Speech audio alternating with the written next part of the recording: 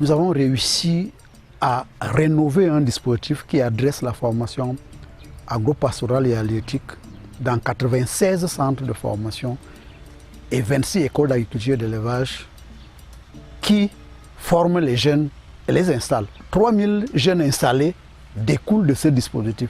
S'il y a une chose qu'on a réussi à rénover, à mettre en route, à peu près 11 métiers qu'adresse le dispositif rénové de formation agro-pastorale et halieutique à ce jour. La mécanique est donc mise en route et chaque année, nous installerons 1000 jeunes issus de ce dispositif.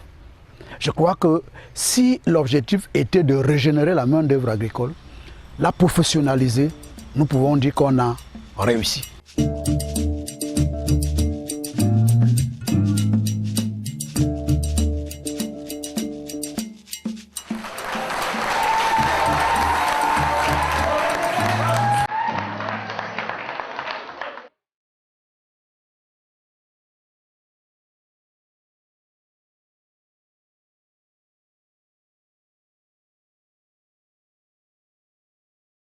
Je suis très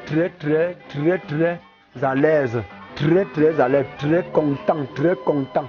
Je n'en vis plus de rien parce que notre Excellence Paul Biya a pensé à nous faire former et nous subventionner, nous mettre aussi en haut. J'ai produit 76 sacs de 80 kg du riz paddy. La seconde production, j'ai eu 54 sacs. Une partie de cette somme m'a permis de lancer une autre filière, le commerce du poisson frais. Chaque année, je fais 2 empoisonnements, c'est-à-dire 2 systèmes de production. Je me suis arrangé à faire la vidange une fois par an, où la 3e vague que j'ai vidangée, j'ai eu 12 tonnes de poissons. Mais la vente, j'ai eu pratiquement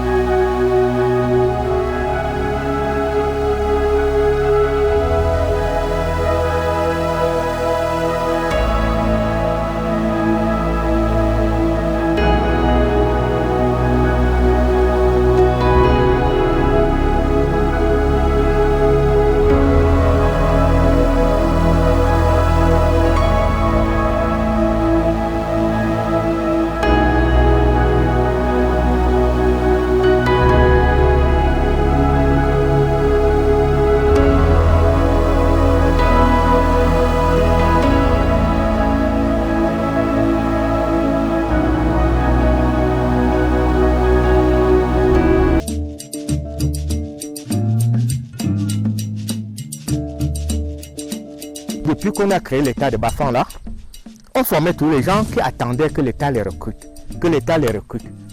Or, de nos jours, l'État n'est pas capable d'absorber tout le monde. Mais depuis qu'on a créé cette filière, je vous assure, non, ça donne.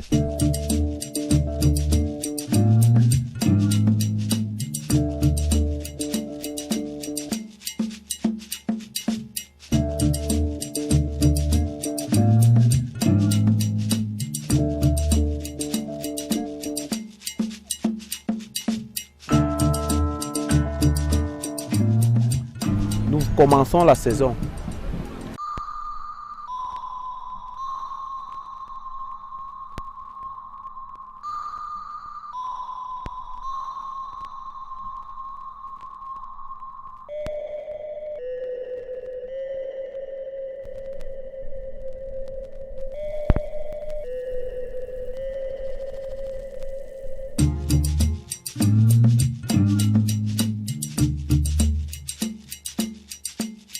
J'ai lancé une première campagne en août, dont nous sommes à 1 an aujourd'hui. J'ai commencé avec le groupe AFOP. J'ai lancé, les bénéfices m'ont permis d'échelonner, d'agrandir les superficies et de travailler étape par étape à chaque période coïncide la culture conséquente parce que c'est un projet système. Nous avons travaillé en août la tomate, et le haricot. Après août, nous avons mis en masse le maïs sur presque 2 hectares et demi. Nous avons eu à faire 1 hectare et demi de tomates. J'estime ma production à 30 tonnes de tomates à l'hectare. 30 tonnes. Jusqu'à aujourd'hui, je n'ai pas encore failli. Après l'obtention de ma licence, j'ai trouvé mon grand frère déjà installé au village. C'est par lui que je me suis inspiré. J'ai fait 3 hectares de cacao bananier planté associé aux arbres fruitiers. Bon, maintenant, j'ai profité avec le fonds propre à construire une porcherie de 7 loges. Ce qui fait en sorte que je pense qu'avec cet appui, je vais beaucoup évoluer. Je ne pense pas qu'il y a mieux. Ce domaine est très important et plus rentable.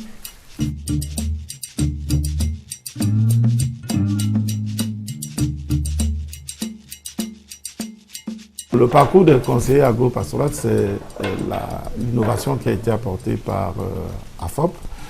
Et c'est un parcours qui s'inscrit dans la rénovation et qui vise à former, si vous voulez, un peu le personnel de l'État. Et puis, c'est des gens qui sont appelés à être des agents de développement aujourd'hui dans les mairies.